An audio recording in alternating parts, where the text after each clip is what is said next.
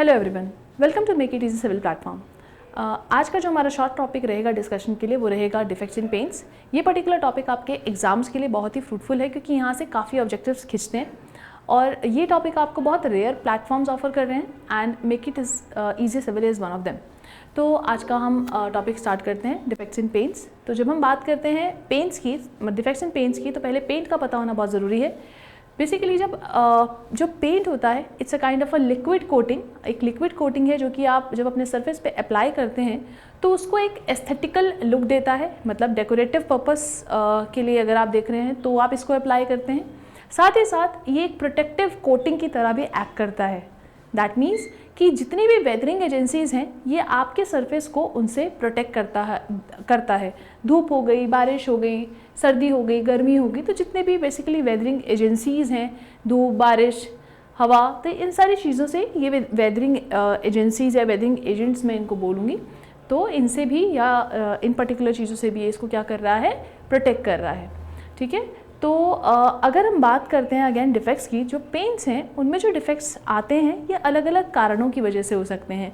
वो environmental factors भी हो सकते हैं, जैसे सर्दी हो गई, गर्मी हो गई, है ना, और जैसे मैंने वेदरिंग एजेंट्स भी बोला, बारिश हो गई आपकी। तो ये पर्टिकुलर जो आपके डिफेक्ट्स हैं ये अलग अलग कारणों की वजह से, ये एनवायरमेंटल फैक्टर्स आप लोगों ने देखे।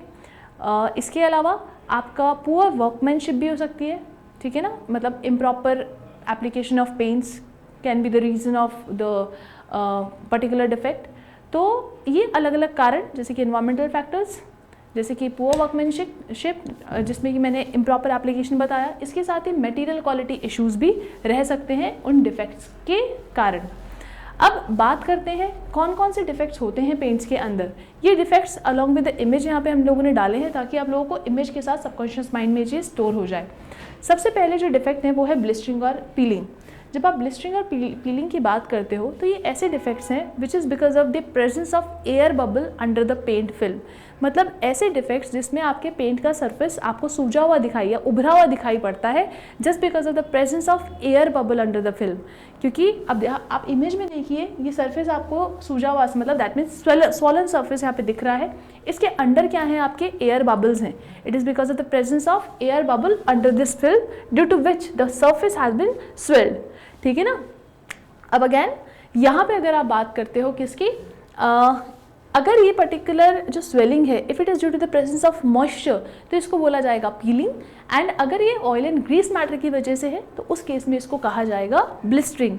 ये पर्टिकुलर टॉपिक आपका UKPSC, JE, SSC, JE, SGVNL, BPSC जितने भी एग्जाम्स आप देखे हैं सबके लिए ये टॉपिक बहुत ज़्यादा इंपॉर्टेंट है। तो प्लीज़ थोड़ा फोकस करके देखिएगा, अच्छे से देखिएगा, मतलब पढ़िएगा।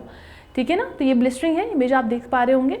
नेक्स्ट इज अगैन ये जो ब्लिस्टरिंग एंड पीलिंग है, ये जो बेसिकली होते हैं it is because of the usage of excess oil in the final coat and impregnant gases between the paint coats. ठीक है ना। तो आप समझ गए होंगे कि जो ब्लिस्टरिंग एंड पीलिंग है ये एक्सेस ऑयल जब हम यूज़ करते हैं फाइनल कोट के लिए, एक तो उसकी वजह से होता है, साथ ही साथ पेंट कोट्स के बीच में जो गैसेस फंस जाती हैं उनकी वजह से ये आपको स्वेलिंग दिखाई पड़ती है, जिसको आप ब्लिस्टरिंग या पीलिंग के नाम से जान रहे हैं। और एलिमिनेट कैसे कर सकते हैं, by using the porous paints like emulsion paints instead of non porous paints such as oil paints, enamel paints etcetera. तो बेसिकली अगर आप पोरस पेंट्स यूज़ करेंगे तो आप इस डिफेक्ट को एलिमिनेट कर सकते हैं पेंट में से। ठीक है ना। जो हमारा दूसरा डिफेक्ट रहेगा वो रहेगा फेडिंग। आप सभी ने देखा होगा आपके घर में मम्मी, बहन, भाई या किसी ने भी बोला होगा अरे यार मेरा तो ये कपड़ा फेड हो गया। फेड होने का मतलब होता है कलर का चला जाना या कलर का हल्का हो जाना। तो यहाँ पर पेंट का भी इसी तरीके से है। जब पेंट का सरफेस आपका क्या हो जाता है, आप लोगों को पेंट का कलर क्या दिखाई पड़ रहा है, हल्का दिखाई पड़ने लगा है।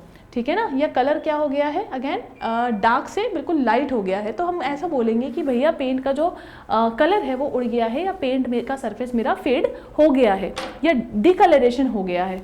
तो basically fading is the decolouration of paint, जैसे कि आप इस पर्टिकुलर सरफेस पे देख ही पा रहे होंगे, है ना, कि पेंट का कलर क्या हो चुका है, हल्का हो चुका है। तो इसी डिफेक्ट को क्या बोला जाता है, फेडिंग कहा जाता है। और ये भी आपके एटमॉस्फेरिक एजेंसीज जैसे कि सनलाइट, मॉइस्चर एक्सेट्रा या वेदरिंग एजेंसीज, इनकी वजह से ये चीज़ें होती हैं। इसको प्रोटेक्ट करने के लिए आप लोगों को वेदरिंग रेजिस्टेंट पिगमेंट्स डालने चाहिए अपने पेंट में। मतलब पिगमेंट मतलब कलर इम्पार्टिंग जो कंस्टिट्यूएंट होता है पेंट का, उसे पिगमेंट कहते हैं। तो आप वेदर रेजिस्टिंग अगर पिगमेंट डालेंगे तो ये फेडिंग जैसे डिफेक्ट से बच सकते हैं पेंट के। Next is grinning. जैसे कि आप लोग देख पा रहे होंगे इमेज में भी कि ग्रीनिंग किस तरीके से दिखाई देता है।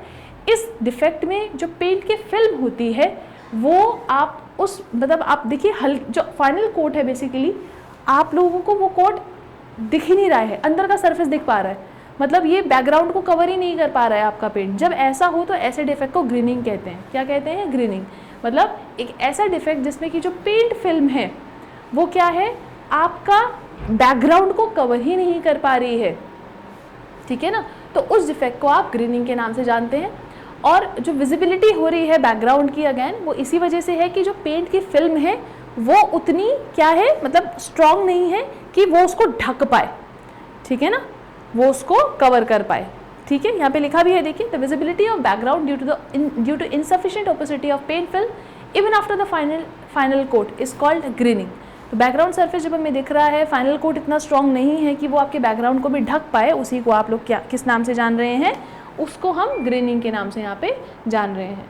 ठीक है, नेक्स्ट इफेक्ट होगा जो हमारा वो है चॉकिंग। कभी आप ऐसे पेंटेड सरफेस के ऊपर ऐसे हाथ फेरते हो और इस तरीके का पाउडर जैसे उस आदमी के हाथ में आपको दिख रहा है, अगर आपके हाथ में भी ऐसा आ जाए तो इस डिफेक्ट को चॉकिंग कहते हैं। अगर आपके पेंट में मतलब इनसफिशिएंट ऑयल है बेसिकली प्राइमर में, तो उसी की वजह से ये डिफेक्ट आपका होता है।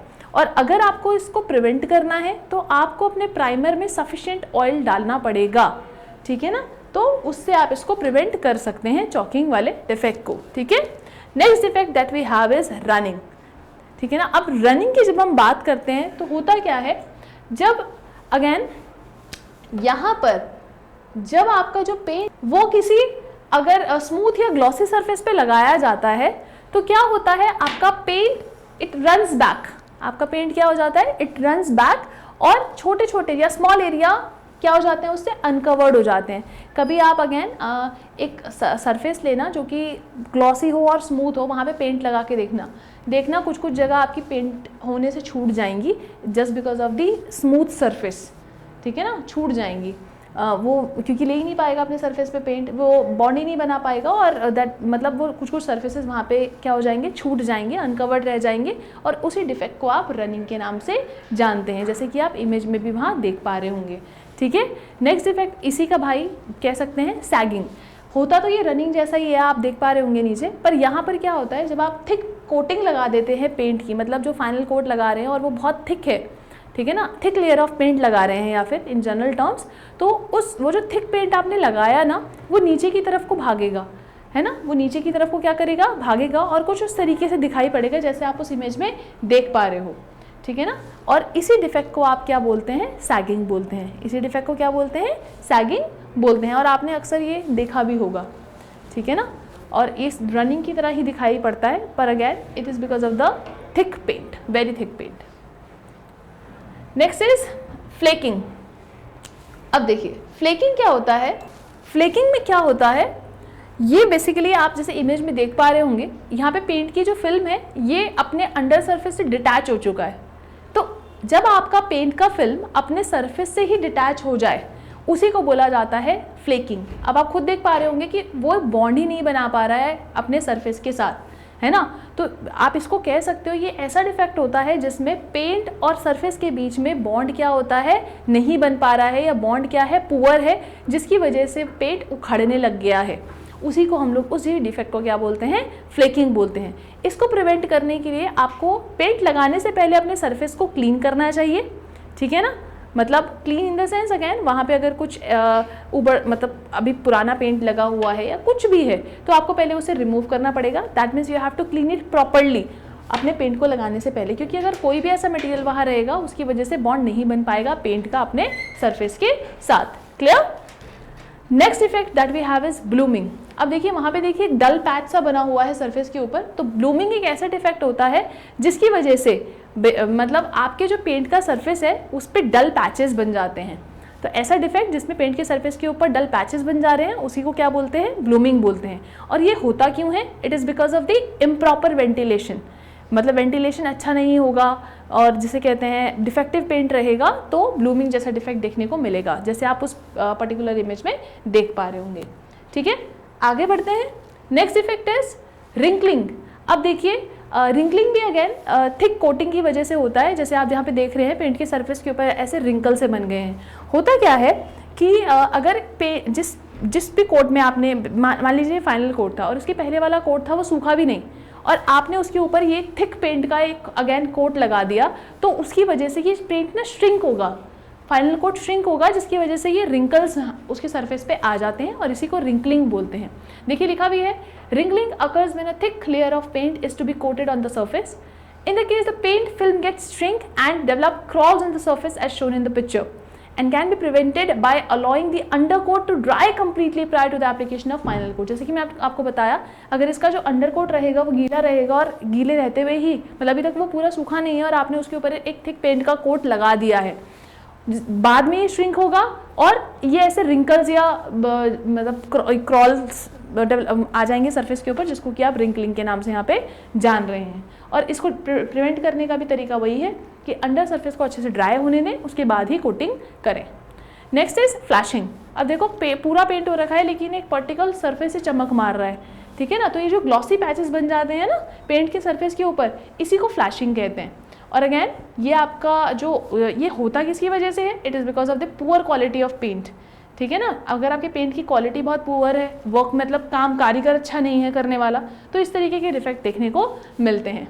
ठीक है ना। Next is saponification. सेपोनिफिकेशन क्या होता है, पेंट के सरफेस के ऊपर जब सोप पैचेस बन जाएं, वाइट सोप पैचेस बन जाते हैं जो पेंट के सरफेस के ऊपर, उसी डिफेक्ट को बोला जाता है सेपोनिफिकेशन। तो और ये होता कब है, जब पेंटेड सरफेस बेसिकली एल्कलाई के कॉन्टैक्ट्स में आ जाते हैं ना, या एल्कलाई मॉइस्चर के कॉन्टैक्ट में आ गया, उसकी वजह से वो रिएक्ट करके अगेन ये सोप पैचेस बना देते हैं सरफेस के ऊपर, तो उसी को क्या बोला जाता है, सेपोनिफिकेशन बोला जाता है। क्लियर। तो आप देख पा रहे होंगे इमेज में, अब ये सोप पैचेस बनने के बाद अगेन ये निकल जाते हैं, पील ऑफ हो जाता है। आप लोगों ने फॉर श्योर ये देखा होगा, जो भी मेटलिक पेंट्स वगैरह में फॉर श्योर ये देखा ही होगा।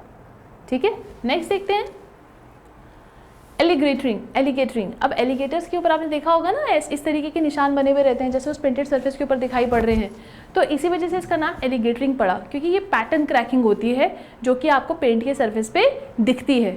जब और अगेन ये होता क्यों है ये जानना बहुत ज़रूरी होता है। जब आप एक हार्ड कोट लगा देते हैं पेंट का किसी सॉफ्ट कोट के ऊपर, ठीक है ना, या फिर मान लीजिए एग्जिस्टिंग कोई पुराना पेंट था उसके ऊपर आप नया पेंट करने जा रहे हैं, तो होगा क्या, अगर आप ऐसा कर देते हैं तो ये पैटर्न क्रैकिंग डेवलप हो जाती है पेंट के सरफेस के ऊपर, जिसको आप एलिगेटरिंग के नाम से जानते हैं। और अगर आपको इसको प्रिवेंट करना होता है तो आपको basically high quality oil based primer as a prime coat use करना चाहिए। मतलब आपने सुना होगा ना, कोटिंग पेंट्स बेसिकली 3 लेयर में किया जा रहा है, तो बेसिकली जो आप प्राइम कोट करेंगे वो high quality oil based primer से करेंगे इस इफेक्ट से बचने के लिए। Next is again checking. ये आपको एलिगेटरिंग की तरह ही दिखाई पड़ेगा, लेकिन ये कन्फाइंड होता है स्मॉल एरियाज़ में। एलिगेटरिंग पूरे सरफेस पे हो रहा है, ये स्मॉल एरियाज़ में होता है, ठीक है ना, जैसे लिखा भी है, it is similar to alligatoring but cracks are limited to small area unlike the alligatoring cracks, and it is caused when the paint is applied during very cold weather or due to the application of paint prior to the drying of the undercoat। मतलब ये कब हो रहा है, बहुत ठंडे environment में, या फिर जब आपका अंडरकोट सूखा नहीं है और उसके ऊपर आपने एक नया कोट अप्लाई कर दिया, तब ये डिफेक्ट देखने को मिलते हैं। Next is mildew. अब आपने देखा होगा ना, पेंट के सरफेस पे ऐसे जो स्पॉट्स पड़ जाते हैं, इन्हीं को माइल्ड्यूज बोला जाता है। अब होता क्या है, ये एक तरीके का ना फंगस होता है जो कि वार्म मॉइस्ट और डार्क प्लेसेस में होता है ना, क्योंकि अगेन फंगस के डेवलप होने की ये प्राइम वो है कंडीशंस हैं, तो वहाँ पे फंगस डेवलप हो जाता है और ये इस तरीके से डेवलप होता है, अगेन ये ग्रे कलर इम्पार्ट कर देता है, ग्रे कलर के पैचेस इम्पार्ट कर देता है पेंटेड सरफेस के ऊपर, जिसकी वजह से एस्थेटिकल अपीयरेंस आपके पेंट का खराब हो जाता है।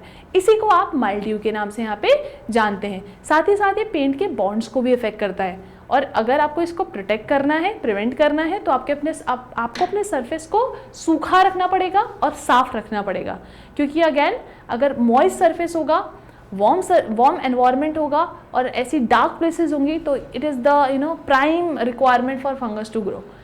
ठीक है, और अगर इन केस अगर फंगस लग भी गया है तो आप उसको क्लीन कर सकते हैं with the help of bleach, तब आपका पेंट सरफेस क्लीन हो जाएगा। आज के लिए इतना ही। तो मैंने मोस्ट ऑफ द डिफेक्ट्स को इंक्लूड करने की कोशिश की है आपके पर्टिकुलर एग्ज़ाम को ध्यान में रखते हुए। तो आई होप आपके मैक्सिमम क्वेश्चन यहाँ से खिंच जाएँ और आप उसको अच्छा सही से आंसर भी कर पाएँ। आज के लिए इतना ही। Thanks for coming to our online platform. Thank you.